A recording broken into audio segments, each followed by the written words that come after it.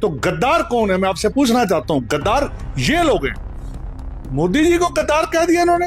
ये उनके घमंड को दर्शाता है। खिसियानी बिल्ली खंबा नोची, इनके पास कहने के लिए और कुछ नहीं है। पार्टी का दिवालियापन है। पंजाब का चुनाव बड़ा नजदीक है। उनको अपनी पंजाब की धरती खिसकती हुई नजर आ रही है, जिसलिए वो ये कांग्रेस और बीजेपी को एक कटाक्ष कर रहे हैं। कांग्रेस के साथ बीजेपी कभी नहीं मिल सकती। कांग्रेस के नेता राहुल गांधी के द्वारा प्रधानमंत्री नरेंद्र मोदी, आरएसएस और गृह मंत्री अमित शाह को गद्दार बताया गया और उसके बाद विवाद ने तूल पकड़ लिया है। जगह जगह कंप्लेन की जाने लगी हैं। दिल्ली में भी एक कंप्लेन दर्ज कराई गई है। इसी मुद्दे पर मेरे साथ ज्यादा बातचीत के लिए मौजूद हैं भारतीय जनता पार्टी के सीनियर लीडर के एस दुग्गल साहब। दुग्गल साहब, आपसे चर्चा करते हैं पूरे मुद्दे पर। जिस तरीके का बयान राहुल गांधी ने दिया है, पहली प्रतिक्रिया क्या है आपकी? बहुत दुर्भाग्यपूर्ण है। राहुल गांधी विपक्ष के नेता हैं। विपक्ष के नेता का ये जो आचरण है, ये बयान करता है कि उनकी मानसिक संतुलन जो है वो ठीक नहीं है। इतने बड़े पद पे होने के बाद देश के प्रधानमंत्री को इतने अपशब्द बोलना बहुत दुर्भाग्यपूर्ण है। प्रधानमंत्री देश के हैं, बीजेपी या कांग्रेस के नहीं है। 140 करोड़ लोगों के हैं। नेता प्रतिपक्ष का ऐसा बयान देना, ये उनके घमंड को दर्शाता है। उनकी, मैं तो कहता हूं कि वो कहते हैं मैं बाहर से पढ़ के आया हूं। मैं तो सोच रहा हूं, मेरे को तो लगता है वो अनपढ़ है। कोई भी ऐसा आदमी, कोई भी ऐसा इंसान एक प्रधानमंत्री के लिए, अपने देश के प्रधानमंत्री के लिए यह बयान देना बहुत आपत्तिजनक है। लेकिन अगर देखें, विपक्ष को देखें तो विपक्ष बटा हुआ नजर आ रहा है। महबूबा मुफ्ती हो, संजय राउत हो, वो भारतीय जनता पार्टी पर सवाल उठा रहे हैं। कह रहे हैं भारतीय जनता पार्टी को, आरएसएस को आत्मचिंतन करना चाहिए कि इस तरह की भाषा का इस्तेमाल क्यों हो रहा है। और महबूबा मुफ्ती तो ये कह रही है कि जो बीजेपी भाषा इस्तेमाल करती थी, देशद्रोही कहती थी, अब ये सब कुछ हो रहा है। देखिए, जिन जिन नेताओं का ही आपने नाम लिया है, उनका जनाधार इस देश के अंदर खत्म हो चुका है।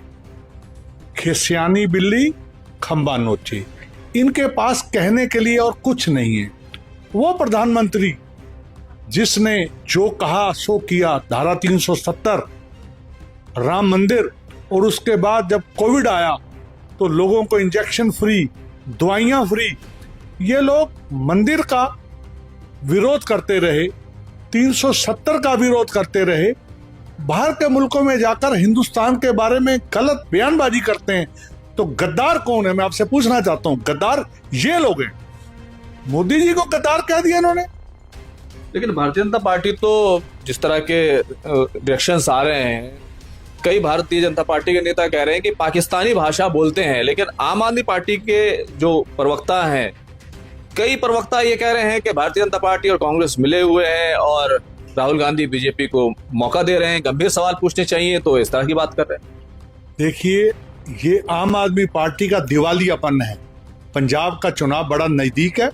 उनको अपनी पंजाब की धरती खिसकती हुई नजर आ रही है, जिसलिए वो ये कांग्रेस और बीजेपी को एक कटाक्ष कर रहे हैं। कांग्रेस के साथ बीजेपी कभी नहीं मिल सकती। बीजेपी एक राष्ट्रवादी पार्टी है, कांग्रेस वक्फवादी पार्टी है, जो लोगों में भ्रम फैलाती है। पंजाब की जो ये हालत है, ये 1984 में, उससे पहले इन्होंने ही करी है। इन्होंने सिखों को खालिस्तानी बताया, इन्होंने सिखों को वक्फवादी बताया, इन्होंने सिखों को आतंकवादी बताया। मैं आपके चैनल के माध्यम से कहना चाहता हूं, सिख ना आतंकवादी है, ना वक्फवादी है और ना खालिस्तानवादी है। ये इन्होंने जो ये तगमा एक सिखों के गले में डाला, और बड़ी मुश्किल से बीजेपी के आने के बाद नरेंद्र मोदी की वजह से ये तगमा हमारे गलों से उतरा है। हम मोदी सरकार का धन्यवाद करते हैं और मैं लोगों से अपील करता हूं कि 2027 के अंदर पंजाब का चुनाव है। अगर कोई बीजेपी के अलावा दूसरी पार्टी आ गई तो पंजाब का हाल पाकिस्तान से भी बदतर होगा। गली गली, गांव गांव लोग नशे में डूबे पड़े मिलेंगे आपको, सड़कों पे बिखरे हुए पड़े मिलेंगे। धंधे का जो सवाल है, फैक्ट्रियां वहां बंद हो गई हैं, दुकानदारी खत्म है, इंडस्ट्री चली गई है। तो पंजाब का 2027 में भगवान भी मालिक है। मैं तो लोगों से रिक्वेस्ट करूंगा कि पंजाब की जनता की तरफ देखें और बीजेपी की तरफ, बीजेपी को एक मौका दें। बहुत बहुत शुक्रिया बात करने के लिए। देखिए, विवाद जो है वो बढ़ता जा रहा है और अब इस मामले में राजनीति जो है वो तूल पकड़ रही है। खुर्रम शहजाद, दिल्ली वाच।